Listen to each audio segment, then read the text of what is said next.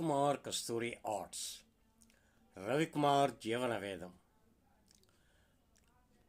అంతకుముందు ఇదే వీడియో చేశాను, చాలా కాలం అయిపోయింది. మళ్ళీ ఒకసారి మీకు జ్ఞాపకం చేద్దామని. పని మనిషి అని ఉంటుంది.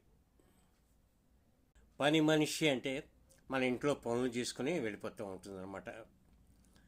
అది కిందసారి చేసినప్పుడు మీకు అన్ని డీటెయిల్స్ చెప్పాను.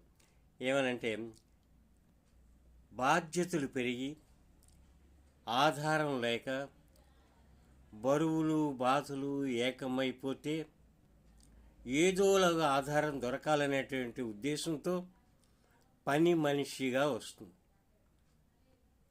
అలాంటప్పుడు మనం ఏం చేయాలంటే, పని మనిషి అనకూడదు.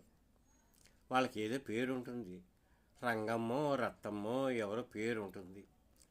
ఒకవేళ అమ్మ పని మనిషి వచ్చింది అనకండి, ఆ రంగమ్మ వచ్చింది అంతే, బస్.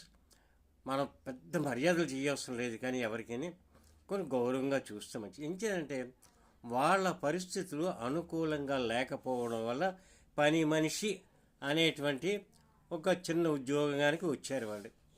వాళ్ళ పనులు వాళ్ళు చేసుకుని వెళ్ళిపోతారు. వాళ్ళని మనం గౌరవిద్దాం. ఏమంటే, సాటి మనిషిగా మనం ఆదరించాలి. మన దగ్గర డబ్బు లేకపోవచ్చు, కానీ మనం మంచి మాటలు మాట్లాడదాం. పని మనిషి అనేటువంటి పదాన్ని మానేసి పేరు పెట్టి పిలుద్దాం. ఇదే రవికుమార్ జీవన వేదం.